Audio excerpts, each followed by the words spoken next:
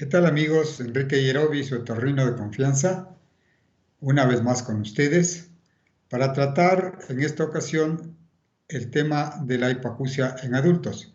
Ya habíamos visto en niños y en la edad escolar. Empecemos diciendo que la hipoacusia es la pérdida de la capacidad auditiva por encima de los 25 decibeles. Según el grado de pérdida, esta hipoacusia puede ser leve si es que el umbral de audición del paciente está entre 30 decibeles hacia arriba, es decir, una pérdida no mayor a 30 decibeles. Moderada cuando el umbral está entre 30 y 50 decibeles. Grave si es que este umbral está entre 50 y 80 decibeles. En cambio, cuando la pérdida auditiva está entre los 80 y 95 decibeles, hablamos de una hipoacusia profunda. Finalmente, la pérdida total de audición o cofosis o anacusia es cuando el umbral de audición está por encima de los 95 decibeles. Para entender un poco mejor esto, digamos que la voz conversacional oscila entre los 40 y 60 decibeles. La hipoacusia en el adulto, igual que en las otras edades, puede ser neurosensorial o conductiva. Neurosensorial cuando el daño es a nivel de la cóclea, de la vía auditiva o en los centros superiores en el cerebro. En cambio, la hipoacusia conductiva cuando el daño es a nivel del mecanismo de conducción del sonido desde el conducto auditivo hasta la cadena de huesecillos, es decir, en el tímpano, en la membrana timpánica, es decir, en el conducto auditivo, en el oído medio o caja timpánica y en la cadena de huesecillos. Y tenemos también una hipoacusia mixta cuando tenemos una combinación de los dos tipos de pérdida. La hipoacusia neurosensorial puede tener diversas causas. Congénita, en cuyo caso hablamos de malformaciones que se producen al nacimiento o antes del nacimiento, igual que en las otras edades, se mantienen hasta la edad adulta. La adquirida puede tener diversos orígenes. Puede ser heredofamiliar, es decir, un factor genético que se transmite y hace que en la familia haya personas que empiezan a tener pérdida auditiva a partir de cierta edad. Puede ser por ototoxicidad, medicamentos potencialmente tóxicos para el oído pueden causar daño a nivel de la cóclea y producir pérdida auditiva. Otra es la hipoacusia súbita, cuando el paciente de un momento a otro, a veces al despertarse, se da cuenta que no escucha con un oído.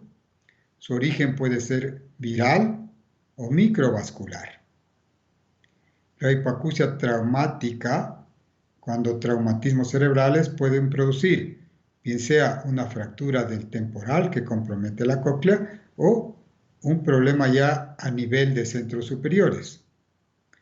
Una causa muy particular de pérdida auditiva en el adulto es el trauma acústico, es decir, la pérdida que se produce por exposición al ruido, del cual hablaremos en otra entrega más específicamente. La presbiacusia es la pérdida auditiva que se produce en las personas ya producto de la edad. Y mientras más avanza la edad, pues esta aumenta en incidencia. Una causa más rara es la tumoral. La hipoacusia conductiva puede también tener un origen congénita, que como habíamos dicho, viene desde cuando el paciente está intraútero y al nacimiento.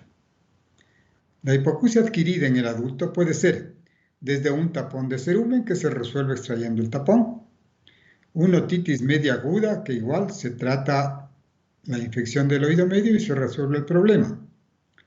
La otitis media crónica, que puede ser simple, es decir, cuando hay una infección crónica del oído sin supuración, que mantiene una perforación timpánica y requeriría de un tratamiento quirúrgico.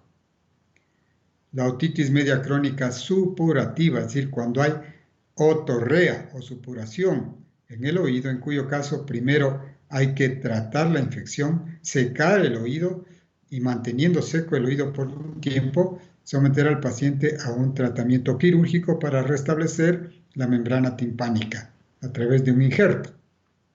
La otitis media crónica colesteatomatosa es más complicada, en donde el colesteatoma es una enfermedad producto de infección crónica que va carcomiendo, por así decir, los elementos o la estructura ósea del temporal y del oído medio. Igual, requeriría de tratamiento quirúrgico. Finalmente, la otitis media por efusión, que se da también en el adulto, y cuando es unilateral debe hacernos sospechar en la presencia de un tumor en el cavum o en el rinofaringe. La hipacusia de causa traumática, en la que se puede llegar a producir una perforación timpánica. Ahí el traumatismo común es el golpe con mano abierta a nivel del pabellón, que llega a producir una perforación del tímpano, o traumatismos que producen lesión de la cadena de huesecillos, que se produce una luxación en ellos y se interrumpe la conducción del sonido.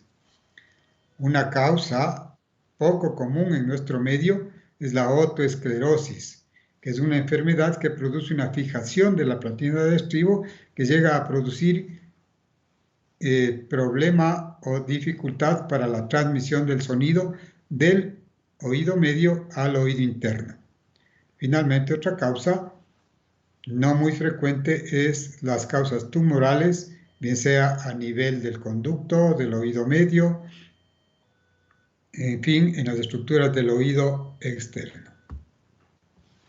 Finalmente, tenemos también casos en que hay los dos componentes, neurosensorial y conductivo, en donde está afectada tanto el mecanismo de conducción como de la parte sensorial o nerviosa de la audición.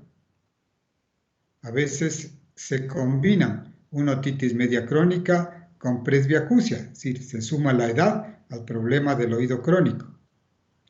O una otitis media a la que se suma una pérdida por trauma acústico. La perforación timpánica, igualmente sumada a cualquiera de las anteriormente mencionadas. Finalmente, la otoesclerosis, que generalmente es conductiva en principio, puede llegar a tener un componente neurosensorial.